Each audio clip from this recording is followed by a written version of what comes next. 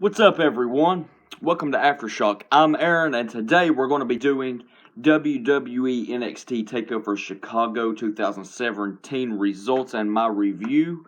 So without further ado, let's dive right on into it, because I'm pretty sure I don't have enough space on my memory on my phone to chitter-chatter. So let's dive right on into it. The first matchup was Eric Young with Sanity, Killian Dane, and Alexander Wolf versus Roderick Strong.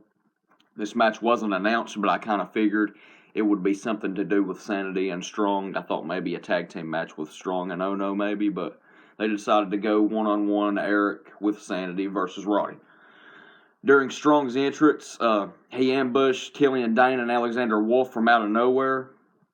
They fought outside. The crowd chants, "Let's go Roddy, let's go Roddy." Sanity got involved outside after a Roddy baseball slide kick. He kicked Wolf, and then Dane caught him with the big running crossbody. Young did the second rope dragon sleeper noose, the hold. He holds him there like a noose. It's pretty cool. Roddy hit the drop kick out of midair. Roddy reversed Young at the ropes into the big backdrop backbreaker, the big knee in the corner, and then the backdrop flapjack for a near fall. Young hit the wheelbarrow neckbreaker on the outside. Eric Young hit the super diving elbow for a near fall. Roderick Strong reversed the wheelbarrow neckbreaker in the ring into a roll-up for a near fall. Sanity got involved again at the apron. Roddy knocked them off. Young raked his eye. Roddy gave Eric Young a big knee off the top to the outside onto Sanity. Roddy ends up winning via a suplex powerbomb lung blower. New finisher that we haven't seen from him in the WWE. He's been using the sit kick, but I have seen him use this finisher in Ring of Honor before, so it's really cool to see him bring something really cool and unique out. I like to call it a Orange Crush into a lung blower. I just know that move as the Orange Crush, but it's a suplex powerbomb lung blower. It's pretty cool.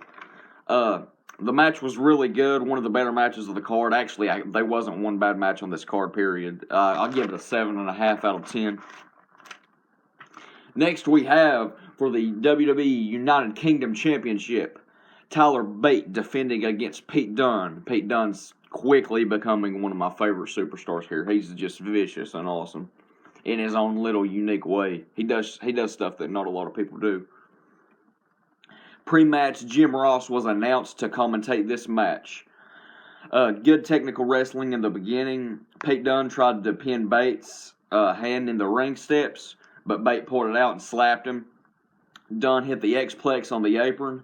Bate hit a standing shooting star press for a near fall. Bate reversed the triangle choke with the deadlift powerbomb, but while Pete Dunne had him in the triangle choke, he was throwing him some stiff shots. I could see that. The fans chanted "Bruiserweight" and "Tyler Bate," and "This is awesome." Bate hit a package exploder suplex for an near fall. That was a pretty cool move. Pete Dunne hit a big forearm and an Orange Crush suplex powerbomb for a near fall, just like Roddy's without the lung blower, just a regular powerbomb, Orange Crush. Really cool move. Bate hit the rope rebound lariat, like he rebounds off the ropes like Kofi used to do. Dunne reversed the Tyler driver. Bate then reversed the bitter end with a big DDT. It was a really nice little sequence of moves there. Bate hit a triangle moonsault to the outside, followed by a spiral tap in the ring for a near fall. Bate dove over the top rope. Dunne moved. Pete Dunne puts him back in, hits the bitter end, and wins. We have a new United Kingdom champion in Tyler Bate, which was probably the match of the night, honestly, in my opinion. These two guys stole the show. 8 of 10 stars at least for me. Awesome match, and I'm happy Pete Dunne won the title, because Tyler Bate's awesome, but character-wise and story-wise, he wasn't doing anything for the UK title, in my opinion. Next, we had, for the NXT Women's Championship, Ruby Riott versus Nikki Cross versus the champion Asuka in a triple threat match. Right from the get-go, Nikki Cross throws her jacket at Ruby Riott and attacks her. Then Asuka hip attacked them both. Cross intercepted Riot from diving out on Asuka. Ember Moon watched from the upper area in the bleachers because she was injured and out of this match. I think if she hadn't got injured, she would have won the title here, in my opinion. Because it's Asuka's time to go up to the main roster. But sadly, she's injured. She watches from the top of the bleachers. Asuka hit a code breaker. Never seen that from her before. That was pretty cool. Nikki Cross broke up the ankle lock from Asuka. After she transitions to after a power bomb. It was really nice. She power bombed her, then flipped over, floated over into the ankle lock. It was really cool. Riot hit her double knee face buster in the corner to Cross, which is an awesome move. Riot had a suicide dive on Asuka. Riot had a super top rope back senton or backsplash, which was wicked. Asuka broke up the pin with a deadlift German suplex for a near fall. The sleeper super kick German suplex spot was really cool. Asuka caught Riot's second super senton with the Asuka lock, then Cross splashed to break it up. Cross caught Asuka in the apron with the actual apron drape. Flipped it over like Finlay used to do, which is really cool. Cross hit a drape swing and neck breaker. Cross and Riot clothesline the champ outside of the ring. Riot hit the arm lock Pele kick, which is her finisher. She covers. Asuka breaks it up with the Shining Wizard for the win. Asuka covers them both and retains the championship. Like I said, if Ember hadn't been injured, I thought Ember Moon should have got the title here, but she's injured, so keeping the title on Asuka isn't such a bad decision for a little while, in my opinion. 6.5 out of 10, not a bad match at all. I'm actually starting to find myself drawing to Ruby Riott a little bit. She's actually showed out here lately. Not gonna lie. Next, we have the NXT title match. It wasn't the main event. It was semi-main. Hideo Itami versus the champion Bobby Roode. Roode's LED piano entrance was cool. It was a slow starting match. Itami hit his hesitation ground back kick and taunted Roode in the beginning. Roode hit a blockbuster from the second. Itami had the stiff kicks the whole entire match like he always does. Itami hit a top rope flying clothesline. Roode reversed the first GTS as Itami reversed the glorious DDT. Itami hit the Falcon Arrow for a near fall. Roode hit the spine buster for a near fall. Roode tried for the DDT, but his hurt shoulder from the post prevented it. He got through into the post earlier. Then he ends up reversing the GTS. They go outside. Itami threw Roode back into the steps for it hurt his shoulder a little bit more. Itami hit the hesitation dropkick in the corner. His knee buckled under the GTS though. Roode hit the glorious DDT. Itami kicked out of the first one.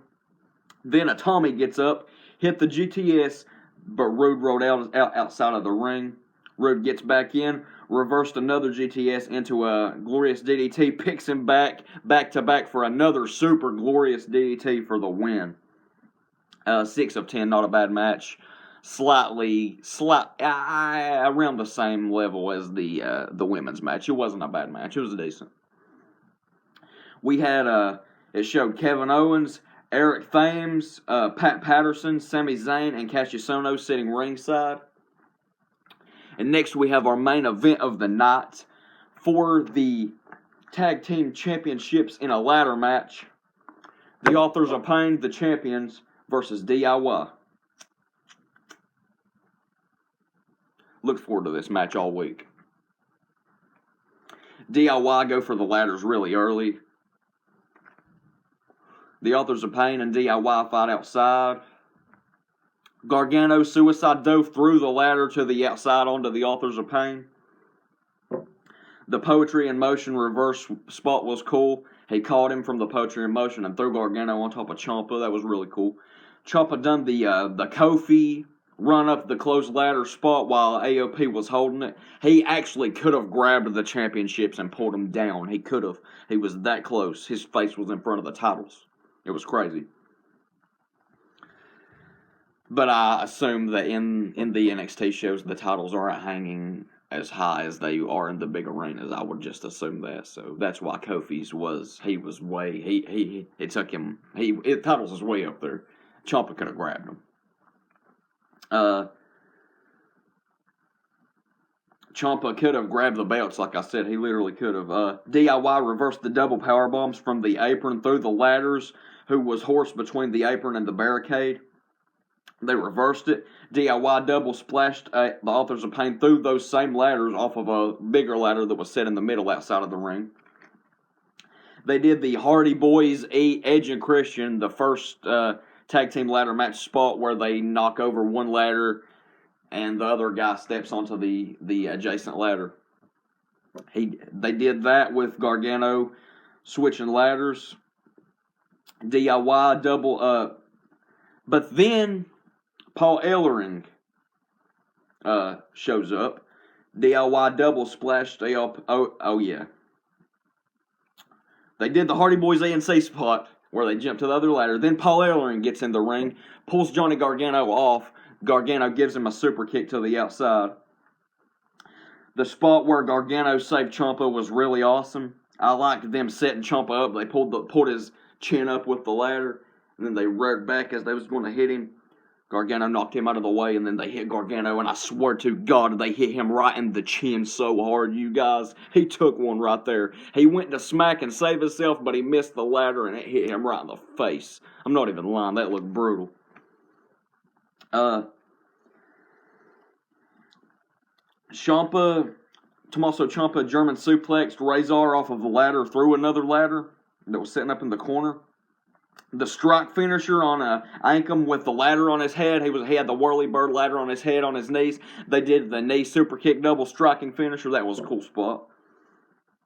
DIY hung from the belts without the ladder under him as Authors of Pain pulled him down each for the Super Collider Powerbomb and to go up the ladders, get the titles, and retain. Post-match, here's when the exciting thing happens. Post-match, after a big ovation and chanting from the crowd, Ciampa and Gargano were left in the ring. They walked back up the ramp.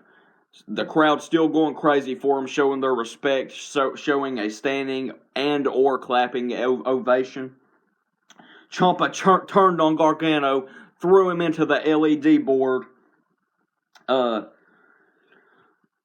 grabbed him, kneed him in the face to get him to the announce table on the stage, kneed him on the announce table on the stage.